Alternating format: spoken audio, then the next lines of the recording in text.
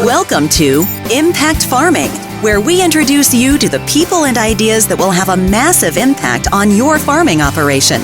Brought to you by Farm Marketer. Sit down, start the engine, and let's roll with today's show.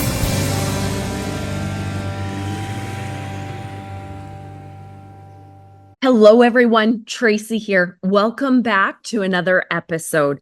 I am so thankful to have you joining me for another fantastic conversation. But before we dive right in, a quick word from this week's sponsor. The season's just about to get underway. What have you been up to? Not sitting around. Off-season's busy. Got a couple rookies to train up, some new systems to learn. But we'll be ready. And what canola are you growing this year? We chose BY7204LL, Brett Young's new Liberty Link canola hybrid. Our neighbor grew 7204 last year, said it's high yielding, it's got good standability, pod shatter tolerance, and strong defense against club root. It's a game changer. Hello, everybody, and welcome back to another episode of the Impact Farming Show. Today, we have an amazing guest all the way over in Sweden. How are you, Ove? I'm fine, thank you. And you? I am doing great. We have quite the time change here, so I'm so thankful that you can make it for our episode of the Impact Farming Show. So you guys in the audience, we partner with Farm Management Canada and always help them promote their AgEx Conference. And Ove is going to be one of the speakers at their upcoming event in November. It's November 19th to the 21st, in Abbotsford, Chilliwack, BC. So Ove is going to be a speaker there, and I'll give you a little bit of information about him, and then we'll dive right in. So Ove is a farm business advisor and a developer from County of Norrbotten, Sweden. Good. Did I get that right?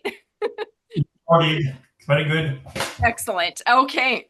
So you have a excellent and deep background in farming, in farm business management. So I'm really excited for this conversation.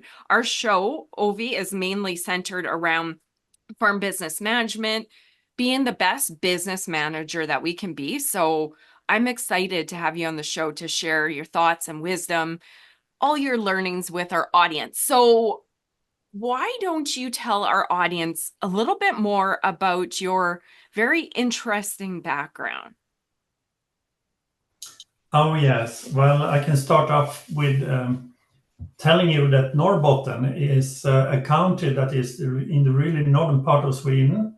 And to give you an idea, it's not so far away it's about 150 kilometers up to the Arctic Circle. But we can manage because of the Gulf Stream. Okay. Yes, I am a farmer's son. My father had dairy cows. I had allergic problems, so I couldn't continue with that. But I went out to university. I have a Master of Science in Agricultural Economics. And after that, I have been working as a farm business consultant. I've been working in bank. I've been working in advisory organization. I've been working for the university, teaching. And during that time, I was on a center for farm business management. And we had an idea that we should try to take the results from research and make it easy, adaptable, easy, understandable for farmers so they can work more smoothly with implementing new knowledge. And currently, I'm a project leader for a project up here in the north. We want to have more food production here of many reasons. We have good soil, but it has been a sort of negative period. And we want to help the farmers with increase the profit level. So they want to invest and continue to invest. So basically, that's what I'm doing. I have been passionate about farming. I've been passionate about develop people, mostly farmers, but sometimes farm employees and so on, and advisors. But I want to improve the farm sector especially the people who are running the farms, because they deserve better, if I say so. I want to make them to be more successful. I love it. That's our mission here on this show. Good. Yes, That's we agree. We agree. And I'm happy to have you on the show.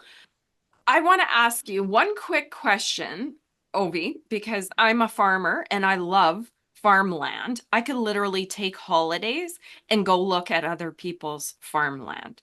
So I'm curious, as you were telling me about the county that you live in, what does the land look like? Are you guys flat? Are you guys mountains? What's in your area? I need to know. Yeah, well, I can say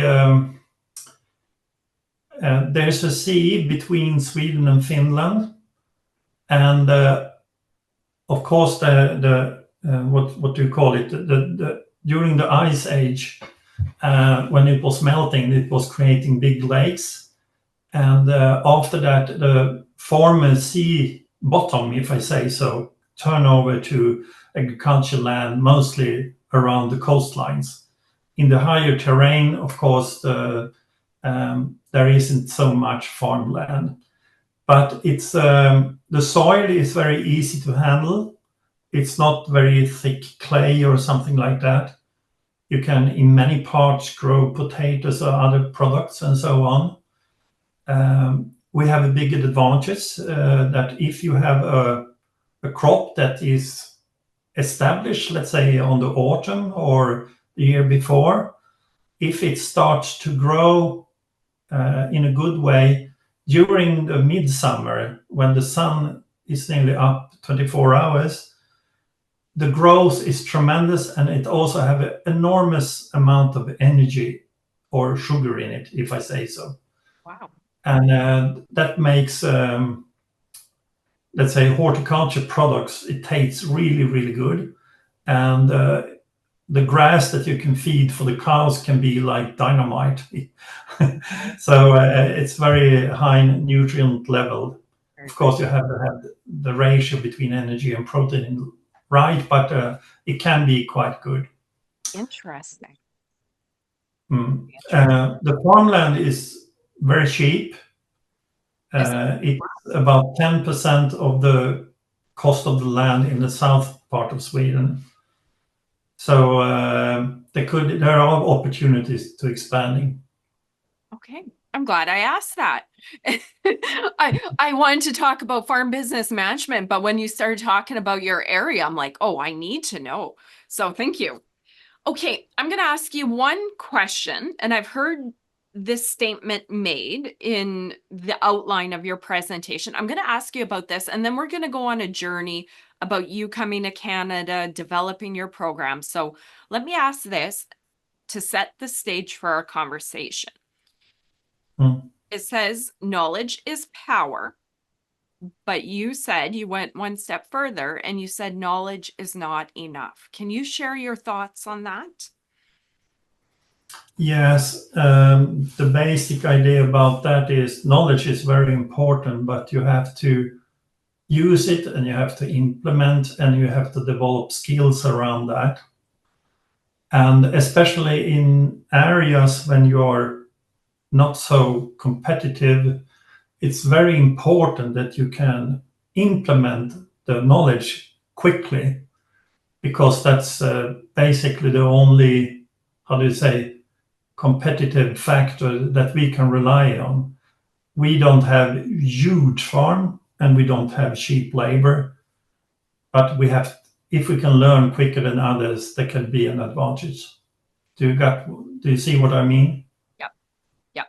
That makes sense. I want to ask you about that because I think it sets a stage for where we're going to go. One other part of your journey, you ended up in Canada twice, I think.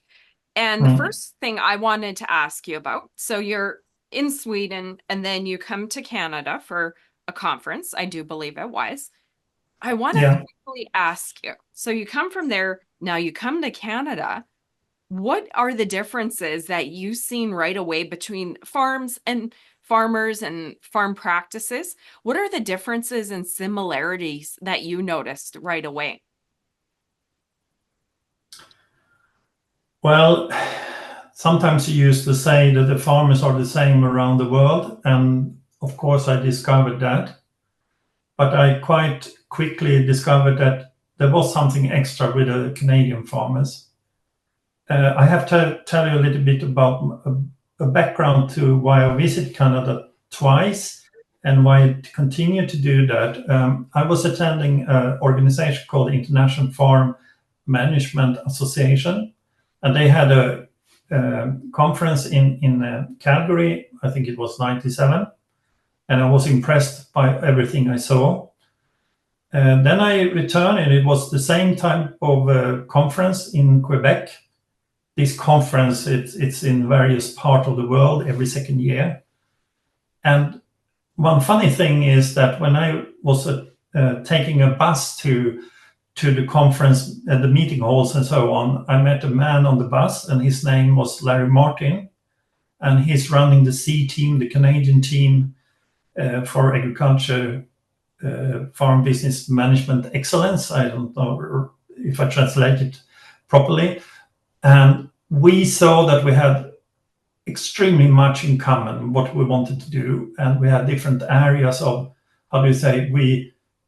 how to improve the farmers. We had different views on and different experience that we started to share.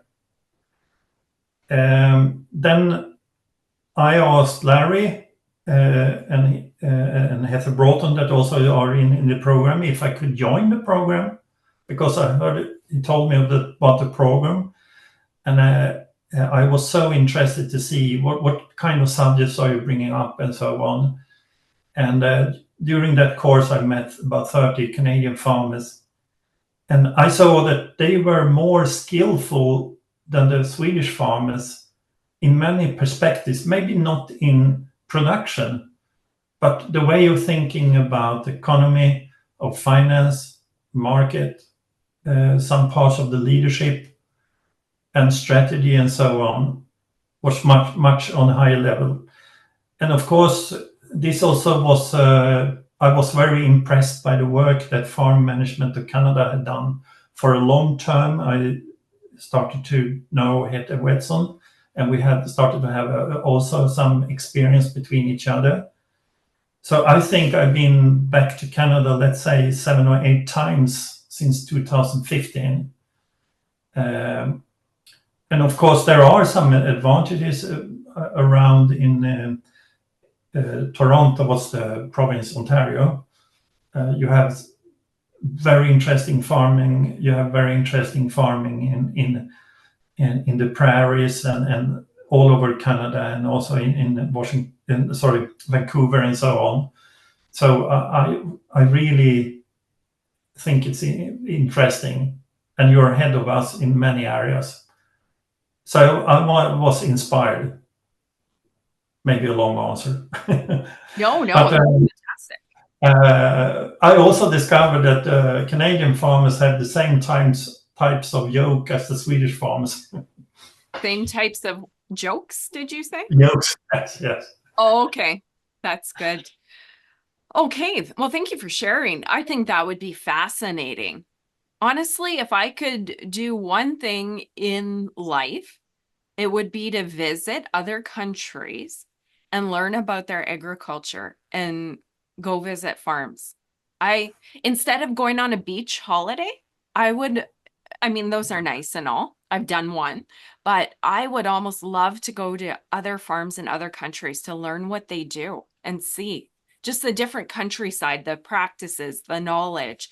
That's very neat that you were able to do that. And then just get a glimpse. Here's Sweden, here's Canada. And that must have been a bit the same, like you said, but then night and day difference, just even in terms of geography, right? Okay, so you'd met up with Larry Martin and you joined his program. You came to Canada. You've been here 7 times, I think you said. You were so inspired by the program they had here. You developed your own farm business management program for Swedish farmers. Do you want to tell us a little bit about that? Yeah, sure, I can. Excellent. Tell me when I said, shall I start to share the screen? Yeah, if you want to, because I know we have a few different things that we're going to cover in this conversation for you that's watching. Ove has a presentation where we're going to talk about profit, 5 pillars, a little bit about the program, farm business management. So if you want to share that right now, Ove, that's great. And then we can speak to it as we flow in and out of conversation. Yeah, I will do that. Everything starts with a why. Why do we do that? And obviously I talked about that, but also we have a reality, and we have figures from Sweden that show that we have problems with the profit level. And this is a graph from year 2000, and it seems that we only have 2 years when we had profit, and that was years around the financial crisis in 2007, 2008, and also when the war in Ukraine started. But a year after that, the prognosis is a negative result again. This has led that, let's say, the self-production, the food average producing level of actually what we eat has gone down during, say, 25 years from 75% to 50%. And this has become a big problem in various ways, and especially the current, the situation in Ukraine, and you never know if this war will continue to be spread. We have a border up here in the north to Finland, and Finland has a long border to Russia. And what happens if there will be a war? Can we feed ourselves? Obviously not. We, as the green pillars in the right-hand side, shows that we have to increase the profit level, otherwise the farmers will not continue to invest, and we can increase the production. And many people wonder, why is it so negative, and how can you continue to do this? And there has been 2 answers on that during these 25 years, if I say so, close to that. And one is that when a farmer takes a salary from his own business, he's not always needed to pay the tax. So he can take a tax credit during the years, and that puts him up, the cash flow more to the 0 level. And also a lot of farms has borrowed on the increased price of the land. Since 1993, I think the land price has gone up 5 times or something like that. But how can I switch? Of course, we have a normal distribution of farm businesses, which says that we have a part of farms that have a good profit and high profit, but also we have some with big losses, and of course, a lot of them will go out of business or just turn out to be, free time farmers or lifestyle blocks or whatsoever, and so on. Hobby farmers. So we need to move the average to the right. And I heard a figure from Canada from a couple of years ago in a benchmark that says the average profit in Canada was about 7%. And it's a huge difference from Sweden. And we need a higher profit also to handle the variation on the prices on the world market and so on. But also it has become more and more clear to us that the climate change and climate extreme weather will affect some part of the income every year if we turn it out to other years. In 2018, we had a big drought, and the harvest was about 45%. The year before, it was too wet during the harvest season, so the harvest was 85%. And it has gone up and down. So let's say we need to have maybe 5% in profit margin to handle the climate extremes, and maybe 15% to handle the price risk and so on. There can also be a lot of other risks as well. So not everything is bad, but there has to be improvement. I agree. Okay. Keep on going. So do you just interrupt me when you want to ask a question, otherwise I can continue. Okay. Yeah, just flow right through. Yeah, somebody can think about what is strategic farm business management. And I try to do it very simple, and I also have colleagues who help me. And we have to, in Europe, we say that if you have 0 to 9 employees, you are a micro business. If you have from 10 to 49, you're a small business, and so on. And most of those businesses, there are 1 or maybe 2 persons to have all the skills and knowledge you need to run as a farm business manager on yourself. And mainly the farmers are focused on the production, but there are so much more. And that's why we try to do it easier. So we say, if you want to say, which are the 5 things that you really to have knowledge about and to be good at. And we say we call it the 5 pillars, and that is markets, economics or finance, leadership. But in that sense, you can say leadership is employees and organization, production, of course, but in production, it's production processes, and it's production management and so on, and strategy.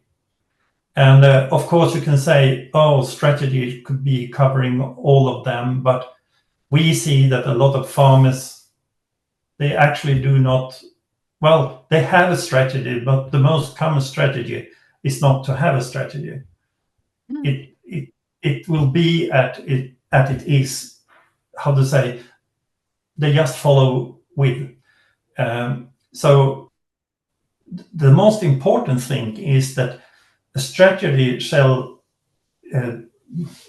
rely on that you can do what you want to do, and what your life goal is, and the farm business is the tool to make it happen. And that's why you need a good strategy for that. Okay. So farm business management. And somebody recognized this explanation. It's the balance scorecard was developed by Kaplan and Norton from Harvard once upon a time. They have different words for it, but we have applied it so it will suit the farmers so they can easily understand that. And I can say, like markets, it's not just what you sell, it's everything you buy. And all the income and cost statements and balance sheet and everything there is markets. So also communication about your farm's brand to be attractive and so on is a part of the market thing. I love that. That is, can I say something, Ove? Yeah, okay, come on. I'm working on a presentation for a talk I have to give. And the funny thing is, I was starting to develop my own pillar circle system like this with externals, the farm business, the family. And essentially, I was just recreating in my mind what you guys have here. So that's perfect. There is really 5 key pillars. I love how you guys have done that. This is probably where you were going to go. Do you want to touch on each of the pillars and go into some of the elements within there? Yeah, I can do that. And I would say that this is universal. This is the same as a small business as a big business. If you have a huge company, they have a market division, they have a finance division, they have HR, they have product leadership, product divisions, And also they have some people that is working with the strategy. So they have experts on everything, but the expert has to be the farmer themselves in all these areas. So it doesn't matter if you produce grain or milk production or beef or pigs or horticulture products. If you have a bed and breakfast business, you need to have these skills as well.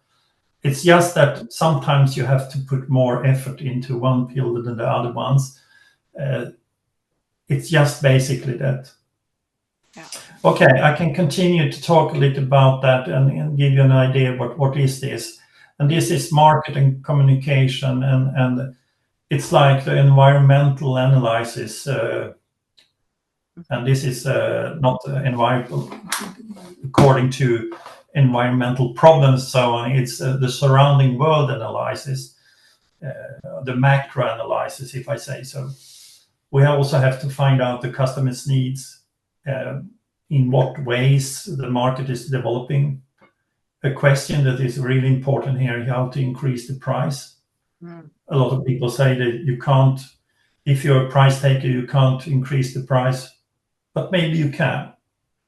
And other people have businesses where they are very close connected to the customer, or maybe the final customer, and then they can affect the price very much. And they can be really unique in what they're doing.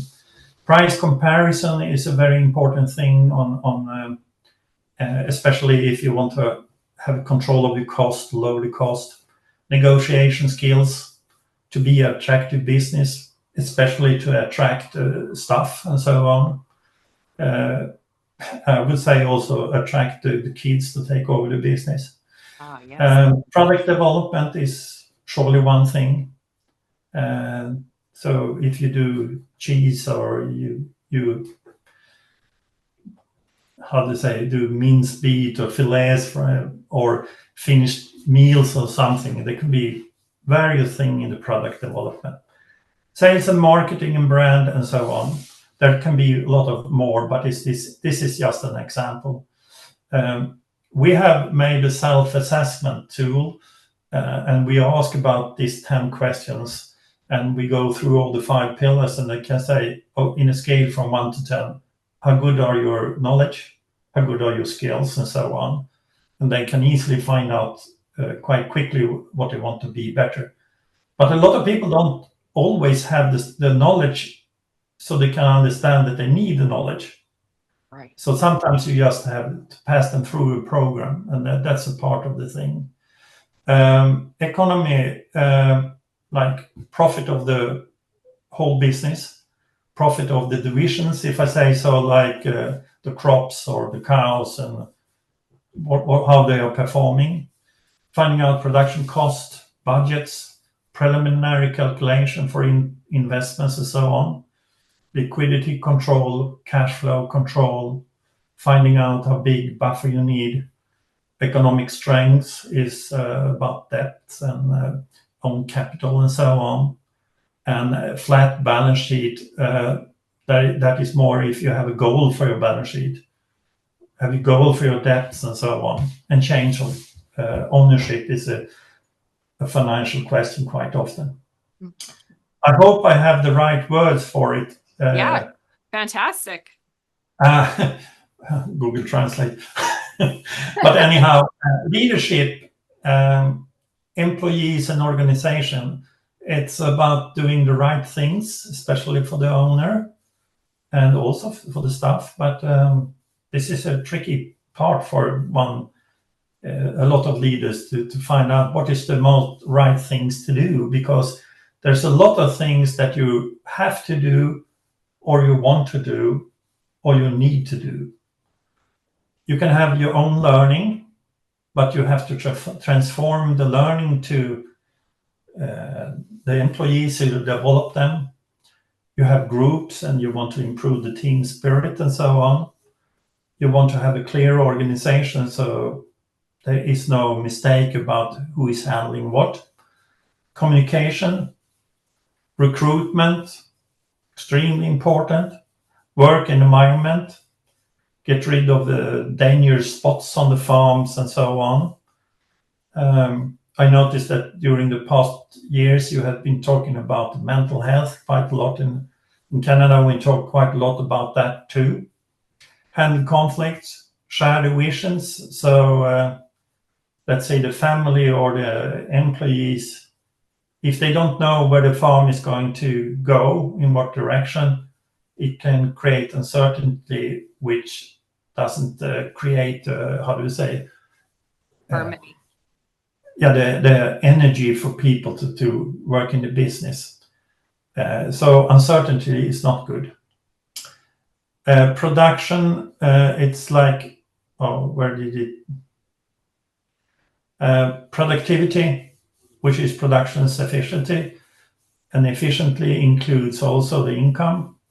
The flow efficiency, which is, let's say, it goes from where you prepare or improve the land, you put the seed, and out comes milk or meat or whatsoever.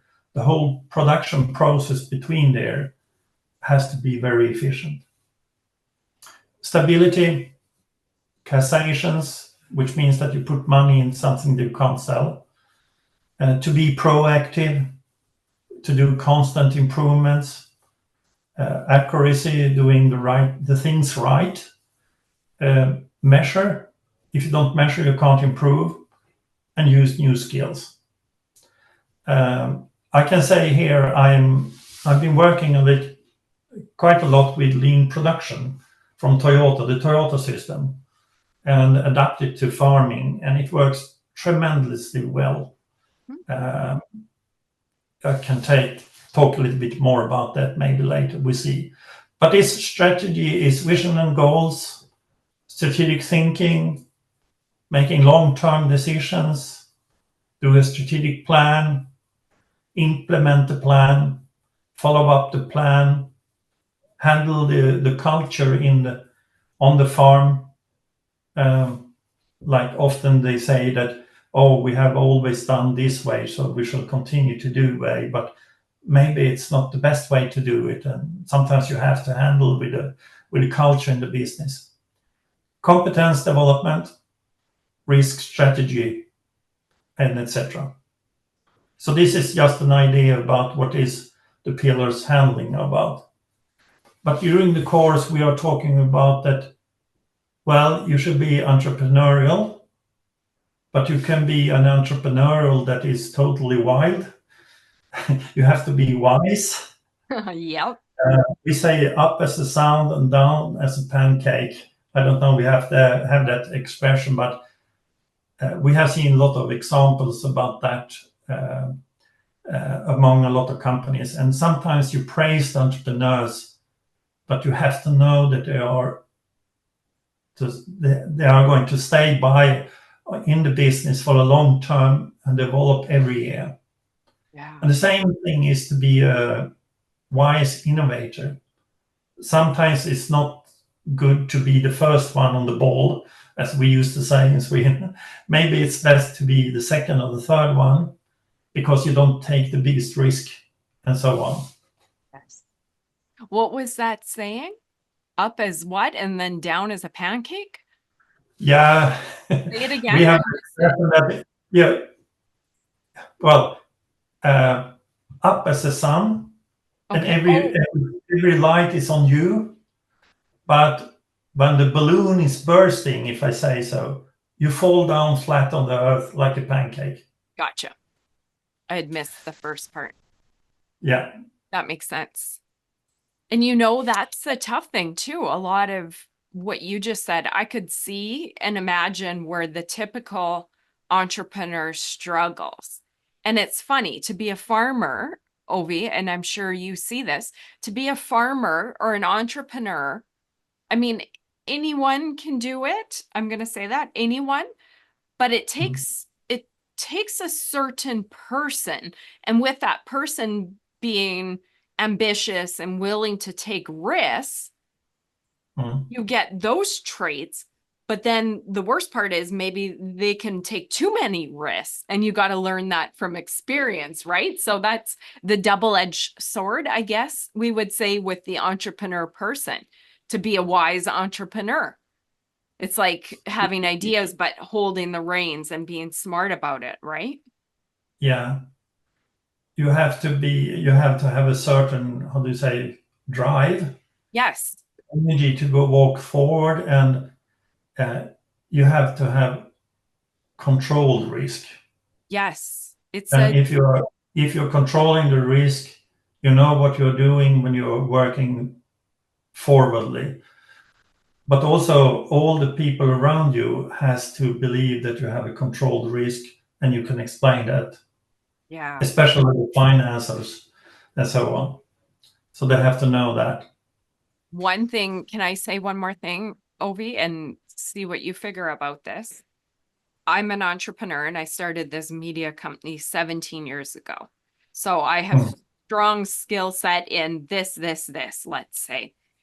And the bad part is I'm good at doing this, but then taking time when you want to build your business. So same as farmers, if you're going to bring on employees or work with your children, I have found it challenging in the past to put on that leadership hat because it's a whole different mindset. And it's, we want to do. And it's like, wait a minute, we got to slow down and now share our vision for the farm that's in our head, in our heart, with people that are outside of ourselves. And maybe for the longest time, we haven't had to do that. And then when you have to become a leader, whether it's to your children or staff, that can be challenging.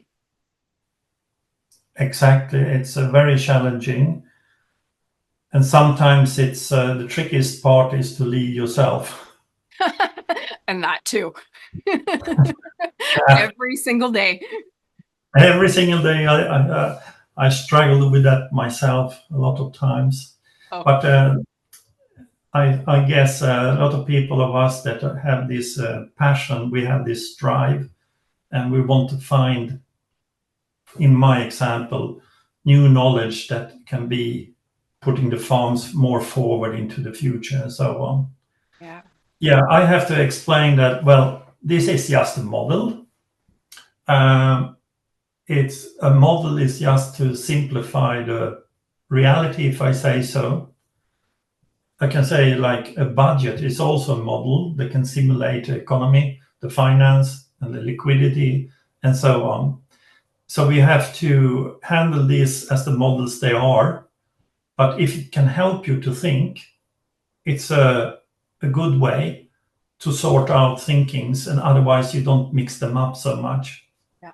I have seen during the courses I have is that I'm actually always start with the finance because it's easiest way to, how to say, grasp the interest and the energy in the group.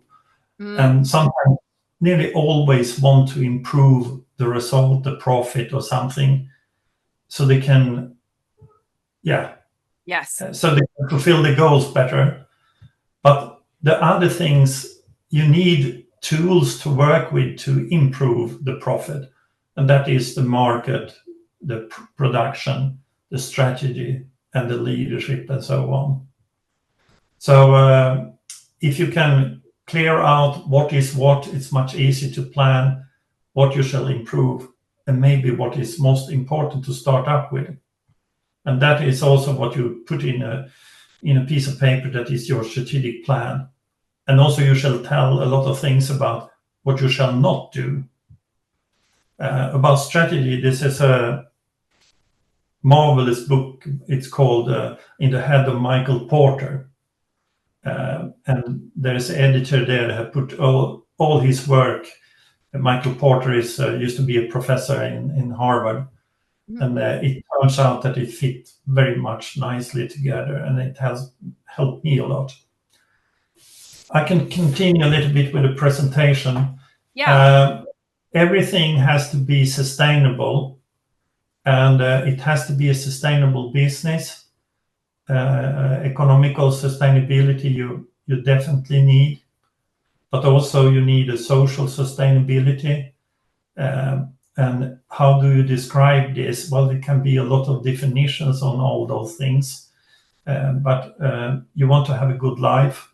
You want to develop yourself, you want to become better, you want to have good relations, you want to have good team spirit and so on. And if you're an employee, you want to be developed in your position or in expert role or whatsoever. And environmental is more than just environmental. It's like animal care, improve your herd or improve your land, and so on. And I think this is very important to set in your mind these things, because those things, if you really ask a farmer where the goals are, and especially personal goals with a life, they tend to take these three parts and put it in the goals, but they have different words for it. So they say, well, my goal is to have a good economy, so I don't need to worry about the finance. And I want to develop it.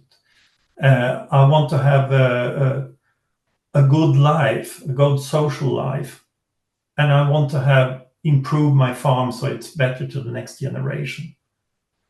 And then they see what kind of strategy shall we have to fulfill this goal, this vision. Because in the vision, if you make a small movie of future, you can easily come up with a movie where you see yourself in the future where everything is good. And it's very good in all these three aspects. That is the one thing I was, oh, sorry, can I jump in there quick, Ove? Of course. That was one thing I was going to ask you about. I think, and maybe I feel this a little bit too lately, the industry has grabbed that word sustainability. And I think sometimes for farmers that, and myself included, I'm like, well, what's sustainable? And we're hearing it a lot now. And the thing, I made a little bit tongue-in-cheek post on social media and said, technically, we've always been sustainable. And the things that we would say, how we would make these goals, how we would talk about it is stuff that's farmers always done. We are just using wording now in the farming industry from mainstream industry, like social sustainability. That's what's our goal as a farm family, right? That's what you're saying. Economical sustainability. It's we want to be profitable, or we're going to do this to pay off debt fast, or that. And then how farmers would have always talked about it, just like you said, environmental sustainability. Well, heck, we're going to do rotational grazing to better use our pasture to pasture more cows. I think sometimes when farmers are now hearing all this sustainability wording, they're like, well, what does that mean? And it's stuff we've always done, right? Yeah. And especially when, well, we have to, what do you say? We have to, no, I forgot the words for it, but like, we have to do all the right things with the animals and the nature and the crops and so on. We have to do everything right for them, and then they will help us to have a good life. Yeah, that's what I was thinking. In a profitable way, and like social sustainability. I see my parents work too much. I've seen them sometimes very stressed of the if they had a bad year with the finance and bills and so on, and the mental health and so on. I think everything wants to be improved, but we need more tools to work with them. Yes. And the tool we have, the strongest one we have here, is to be more profitable, and that is to maintain a lifestyle and have a good life. That's the best tool of that. But also the tools that we find in the 5 pillars. Well, and you said it perfectly. They all go hand in hand. And I'm going to use the expression, but it's the opposite wording. It's a bit of a vicious cycle or a natural cycle. If we take care, just like you said, of our land and our animals, they're it takes care of profitability. I mean, we have outside market conditions that affect that too, but let's say we're being the best producer. It takes care of the money situation. And naturally, if we are financially viable, comfortable, profitable, that takes care of us as a farm family, right? And goes into the mental health. If you're not profitable, heck, your mental health is going to drop. Let's face it. Don't you think? Yeah, exactly. Yeah.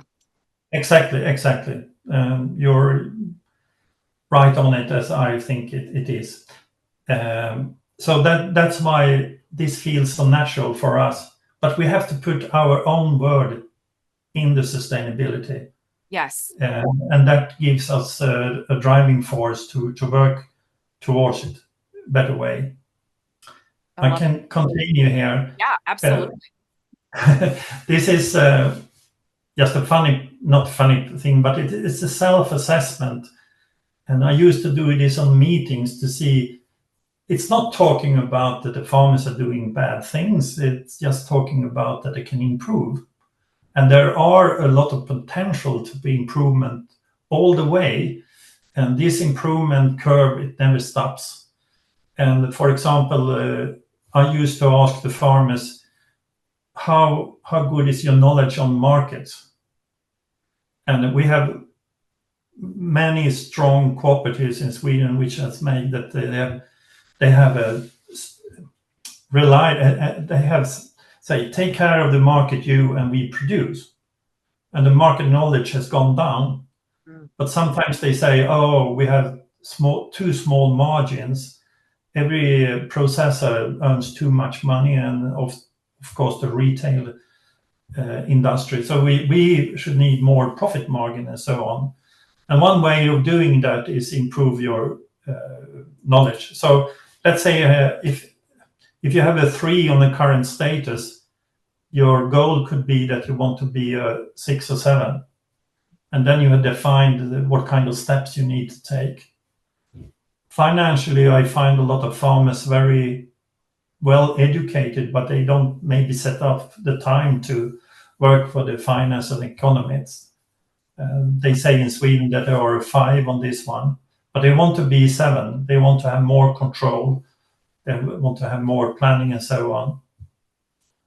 Leadership is, they saying the Swedish farmers, they say that they are maybe 3.5 in a scale from 1 to 10, but they want to be a 7, 8. And that's a quite big step. But if you're a 7, 8, it's much easier to handle the stuff. Yeah. Production, they say in Sweden, they are 7 to 8, maybe closer to 8. And I think, of course, the Canadian farmers is very good on production. But there is a thing that we have to ask ourselves, are we good enough? What has the productivity increased? And we know that the soil or the animals or the seed, we are just producing half of their potential.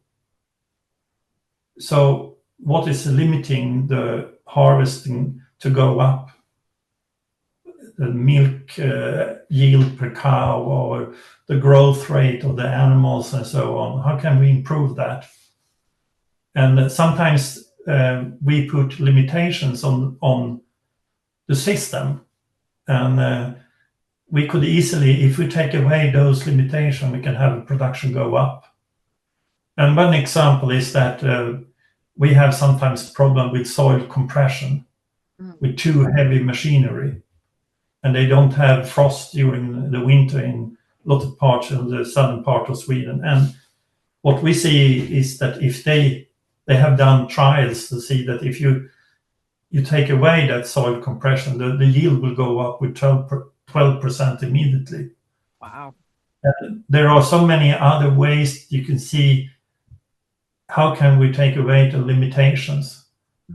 Can we do more with the land so we can have more production for that, for example? There are many, many things there to discuss. Let's say if you put in 10 on something, and you used to have out, let's say 6, the efficiency rate is 60. But maybe if you improve the production processes, if you improve the production management with timing and etc., you could maybe go up to 8. And that effect on the economics, the finance, is huge. Yeah. So that's why we sometimes use to, analyze the whole production steps to see where we can do the processes. I love that. And if you talk about strategy, the farmers themselves, they say that there are 3, but they want to be 7, 8. And if you can't really find out your strategy if you don't analyze your competition. And when you analyze the competition, you can easily see what kind of strategy you should have. And sometimes, you inherit a strategy, especially with dairy cows or pigs or something. You are heavily invested, so you can't really change. But other ones might have bigger options. Maybe you can add value to the product. Or I wouldn't say really add value. Sometimes if you do something that is a little bit more unique than somebody else, maybe you can do some value grabbing. Like that. Well, I mean that if you sometimes there's no real connection between a price and production cost. It's just the value that you create for the customer. And if you can develop the value for the customer, you can maybe increase the price. And then you are grabbing more of the value. Otherwise, you could put the money to somebody else. I think. You see, like, for example, the energy drinks that are selling so tremendous good, they are grabbing the value. Energy drinks, did you say? Yeah, like Red Bull and so on. Oh, interesting. Yeah, I guess. Look at the cost on those and what is what it sells for and how much to create that. That's probably some big margins in there. Yeah, 1 liter of milk and 1 liter of Red Bull. Find out the cost. Wow. No. Then you can easily see how much you are grabbing, and that, it's easily done. I like your value grabbing, Ove. Sorry to interrupt. I like that. Like we over here, we say value added. I love the value grabbing because to me, that's actually especially important because grabbing is an action. And to me, that means you're purposely saying, I am grabbing this extra value. So I like that analogy. It would be like all these farmers, and especially with social media nowadays, they build up these social media accounts and then they do the farm. They do lots of videos and pictures of the farm. And then they get all these people following them because rural people or urban people are fascinated by farming. And then they start selling meat to their customer. That's one of our great examples of value grabbing, I would think. Yeah, I have actually a very interesting example from a farm that is actually doing cheese. Oh. And we had in this training groups, we had one group with normal dairy farmers, and their goal was to produce the milk as cheap as possible, because if the price was higher than the cost, they would do the profit level and so on. But this other farm that was producing cheese, the goal they had was to sell it as expensive that could. There should be most expensive cheese in Sweden. Huh. And actually they have one cheese that they are paying, the customers are paying around 1,000 Swedish kronor per kilo. I don't know, divided by 7 or something. Okay. But anyhow, it's maybe 8 or 9 times more expensive per kilo than other cheeses and so on. Wow. And I asked one,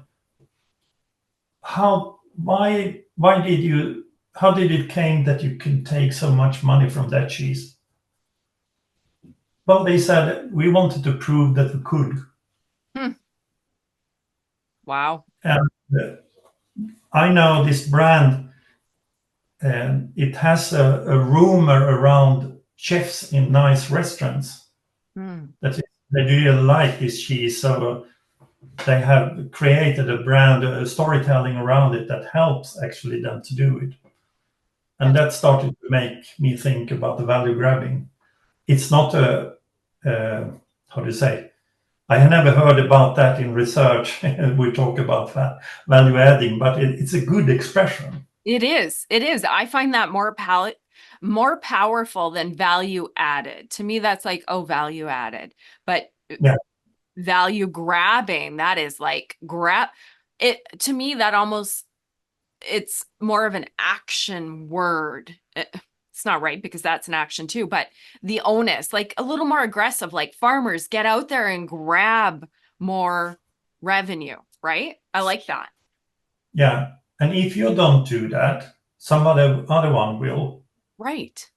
Yeah. Instead of being And a price especially retailers are very good on grabbing that. Yeah, totally. This is also an example when we talk about, we discuss with them, where are you on the sustainability level? Are you like financial? If you have the figures I shown, it should be 3. But of course, we have farms that are 7. But they want maybe to be 8 or 9. But if this explains, mostly we see the biggest gap is between financial sustainability and social sustainability. They think already they are in a quite high level about ecological or environmental sustainability.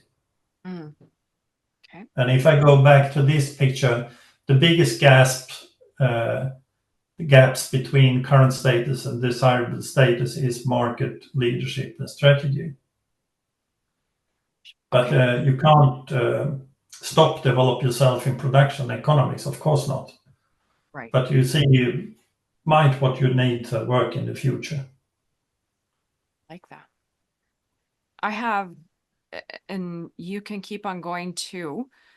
And I'm going to ask you 2 questions and go through and touch on them as it's appropriate. You're doing a great job here. One thing, and I know you'll touch on it later, is a lot of producers get stuck in, like you said, the production and those 2 columns that they're probably better on. I would like for you to speak to getting out of the day-to-day and working on your business versus in your business. And then one more thing I'll touch on, and you can cover it wherever. I think it's pretty safe to say that what got us here won't get us there. Things are changing, things are getting more competitive. Let's touch on where farmers need to be stronger, as you have, and what should be top of mind for producers to be the best producer going forward. What's that? What should be on a farmer's radar right now?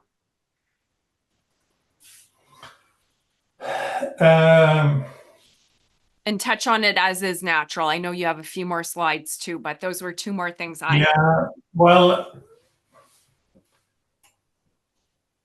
I think Michael Porter said you need a strategy that not just should be that you could go and meet your goals. You have to be in a position that you are sustainable, you are substantial better than other ones. Otherwise, you will be ran over. If you are below average, you will be ran over. So you have to be above average. And I like an expression that says that, like, I hate average. I only go for the best. But we have to define what is the best. I can see conventional farmers that are, let's say, bulk producers on the community market and so on. Increase the production is obvious the best thing. And also if you can add some value on it, and differ from others, then it's easier for you to increase your margin on your products. I visited a farm outside Calgary that produced beer. That's one way of doing it. Or if you can find links to customers that can do that, you can take more of the margin in the value chain. But increase the production by improving the land is often a very good way to do that. But also find out what kind of crops that you can develop into and grow into the future that is going to be demanded, and so on. Okay. I myself think that working with leadership is very strong, and you have to develop yourself as a leader, and you have to develop the employees. And now I lost the translation for that one, but I like a way of thinking. You as a leader, you are working very much supportive for the employees to help them to be as good as they can, because they are closer to the production and they can improve the production. Their ideas can be of great value. They can also handle, let's say, if you have a figure and one figure goes down quickly, they can adjust it if you're monitoring the results, and so on. And you can help the people to, answer their own questions, and take leadership of doing the right things in the production. Yeah. And that means also that one of the biggest challenges in the future is that the leader has to be, very much a trainer, and to develop the training skills for the business, especially when you're a small one. A lot of farmers goes away to a lot of meetings and get inspired, improve the business and so on. But the tricky part is when you come home, how to implement all those ideas. Yes. I think also it's important to have organization between the research and the farmers that can make this knowledge easily adaptable. That could help a lot. Okay, Ove, so you've shared a lot of great information there. I love those 5 pillars. That is so valuable. Now, I have a question for you. Making change is not always easy. Do you want to speak to that a little bit more? Yeah, I can do that. And there's a slide I have here. And sometimes when you say we need to change, a lot of people can get afraid. Mm-hmm. I don't use that word more. I say that we want to improve. Ooh. And it's more positive word. Yeah. If you want to improve, of course you need to change, but it's more positive direction in that. And we have to see, and this comes back to your first question about knowledge. It's not everything. And I saw a diagram of things, and you have on one axis here, you have easy to change and difficult to change, a short time, a long time. And the first thing here is that knowledge, it doesn't take long time to understand that this knowledge is better. And it's easy to understand and say, oh, that's better than the other one. But the next step, when you shall embrace it and use it, you have to have the right attitude, because you can say, oh no, yes, I understand that is better, but I don't want to use it. I don't. Sometimes they say, if you can cooperate with a neighbor farmer, you can save money. Yes, I know it's smarter, but I don't want to. And there are lots of other examples. But if you came over the attitude change that I do want to know how to use this new knowledge. I want to use it. Then you start to work about your own behavior. Maybe I have to do it in a different way than I always have done. And then I have to start train to do it that way. And then you start to implement the knowledge in your business, on your farm, and so on. And then you come to, and you see the time, it takes longer and longer time. And this individual behavior, it's quite interesting to see its similarities with the athletes. I can take, for example, if somebody is riding on a horse and they're riding and leaning towards the left and they want to be straight, they have to train so much on the body language and the memory and the muscles and so on to get it right. If you have the wrong swing in golf, it's the same. You have to practice, so it will be there. And the next step, if you have employees, is to change the behavior of the people. But if you say, everyone says that, oh, we are doing this because we want to improve, it's easier that they want to change the behavior. And as we all know that the employees, they don't do as the farmers tell them, they do as the farmers do. Mm-hmm. It's so very important that the individual leader is taking the lead in this step and so on. And for another example, if you are writing with your right hand with a pencil, everyone understands that when you write with left hand, it's good to write with two hands. And then you start to practice and write your names with the left hand 10 times. You're exhausted. Mm-hmm. But you need to train to come over, and then you suddenly can use both hands. Yeah. And this is the challenge for the business, if I say so. So it's the leader approach here and go through that. But sometimes you also need to change the industry's behavior and industry culture. Surely you can say, oh, the milk producers, they have a special culture or behavior. The grain producer or the canola producers or the beef producers and so on. And sometimes you can say, well, that kind of branch is ahead of the other one because they have been easier to change, easier to improve, and so on. And so it's many steps. If you need to have the help from the industry, you have to change the industry behavior. So change or improvement ability is going through all these training steps. And that's why I and my colleagues, that's why we took this program, and we work quite a lot with, you can have exercises and trains and so on, that you can increase your ability to change or ability to improve more quickly. And it's sometimes we recommend it could be like, how do you say, you need to have a PT, a personal trainer, like in the gym, to see that you're training in the right way and so on.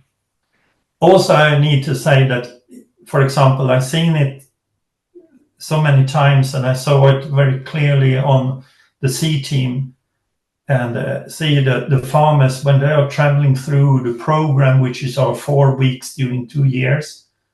You have to trust the process, that you actually are moving your head towards the future and be more prepared for the future, and just trust the process. And I saw some tremendous change in the course, on the C team course. I get goosebumps when I saw that. It's incredible, and I see that in Sweden too. So this is the challenges. And also another challenge that here is that most of the farmers, they tend to be very much operational, but maybe we have to switch it so they are more strategic. And for a lot of farmers, they work too much, or they don't have time to think.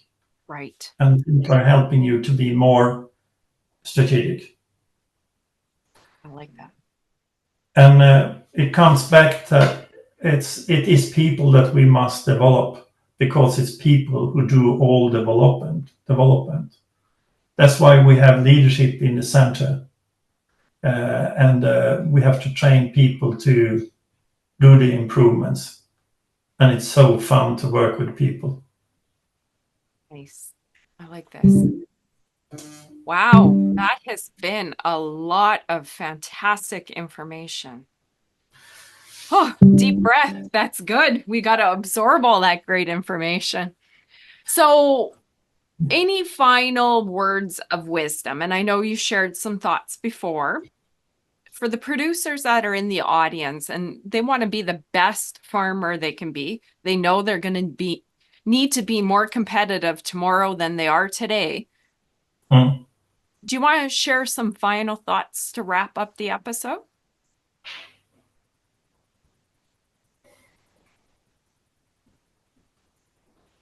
I wonder if I can say something that I didn't say before. Sorry I know. for the time lap here.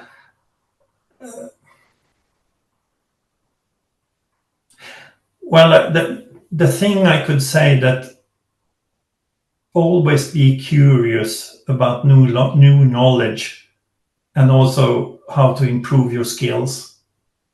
Have that attitude with you, and most of the thinking is done that you should succeed.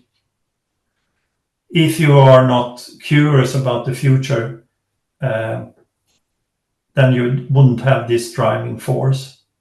This is expression. I try to think about what is going on the market, what is going on around the farms and so on. And it's all like a big organism. The market is changing. Somebody is going back, but somebody is taking more. And it bubbles and goes up and down and so on. And if you need to have your ear down to the road to hear the signals early, so you can easily find out where you should go in the future. I think there's a Japanese expression that says that you can't step down in the same river twice. Yep.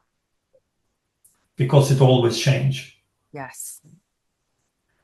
And actually to see that it's more exciting than threatening helps you a lot. I was a little bit empty in my head, so I couldn't say the best thing. No, that was amazing, Ove. I'm like, you know what? He shared so much wisdom and I put him on the spot for more. But you know what? Those were great, encouraging words. We talked about a lot of strategy, but really at the end of the day, I think those were powerful words to wrap up with because it is mindset, curiosity, being willing, being aware. So that was a fantastic way to end it. Thank you. Thank you, thank you, thank you. Yeah, it will do. Yeah, no, geez, that was fantastic.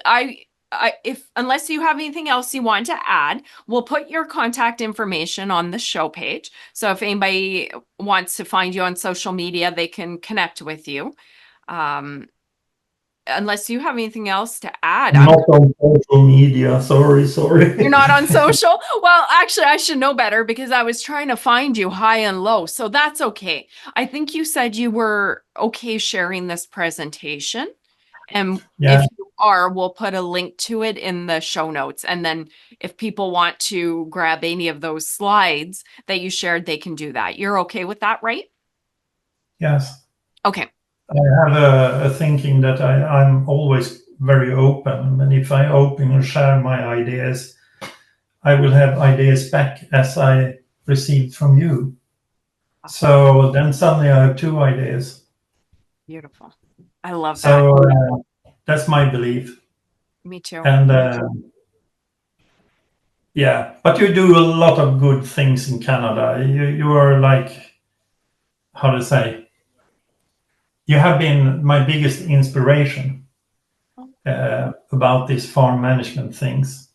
Sure, they are good in the States, they are good in Britain and some other countries and so on, but grasping the whole picture I think you have been the best ones in Canada, and you have been continuously working with those things.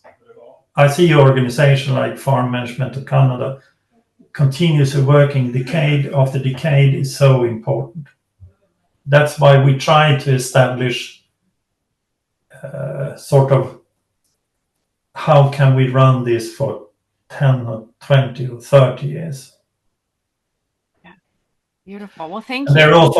There's also another interesting thing why I came over lean production is that we saw that the Swedish manufacturing industry was moving out of the country. Oh. And they had to improve to be more competitive to keep the jobs in Sweden. And they started to work with lean. There's a lorry company called Scania, which they are really good on lean, but they started up a program, and they have been working for 15 years now. And now the Swedish manufacturers is not moving abroad. They're taking home production from China because they can do it more efficient. And that's something about the potential in the production. And I believe that we have the potential ourselves if we have to learn how to find it and develop it. I love that. So most of the things are not done yet. Yeah, we have work to do as an industry, right? It's going to be exciting to see the next 5, 10, 15, 20 years. Yeah. And when you talked about the first question you took up about the passion, I should have said that in my final words is that keep up with your passion. That is so incredibly important. If you're passionate, you have the driving force. Yeah, I agree. And I also try to fool my wife to go to farms on my holiday. My husband. Every time I go abroad, I go to visit farms. That's great. My husband got lucky. I enjoy visiting farms as much as he does. And then when we go into the States on holidays, we'll go visit a ranch where we buy genetics and bulls from. So if you're a farmer, you just love it, right? And looping back to what you said about the passion, that's where it starts. And that's what keeps us going, I think. Yeah. Oh, boy. But you said you had done this for 7 years. Mm-hmm. I haven't had time to. Do you have a lot of followers? Yeah, growing and growing. Yeah, I think. Well, I have my platform, Farm Marketer, and that's an agriculture news source for Canadian farmers. And on there, we publish the Impact Farming Show in these episodes. So we're into season 7. So yeah. Ove, I could talk forever. I think I'm going to wrap the episode up, and otherwise I could talk to you for hours. So Ove, thank you so much for sharing your wisdom. For the farmers that are attending the event in BC, they're lucky. They'll get to hear you again. So Ove, thank you. Thank you very much that you're very interested in what I had to say. Oh, I am. And it is my honor to have you on the show. So thank you, Ove. Are you going to attend the conference in November? I sure wish, but I don't think I will this year. Okay. Potentially farmers in the audience will. So if you guys are in BC or you're looking to improve your farm management skills, don't forget about Farm Management Canada's conference coming up November 2024 in BC. The details will be in the show notes as well. So Ove, thank you. You in the audience, thank you. And we'll see you next week. Bye, guys. You've been listening to Impact Farming. For more great episodes and articles designed to help you manage and grow your farming operation, head on over to farmmarketer.com. Don't forget to sign up while you're there. We will see you on the next episode.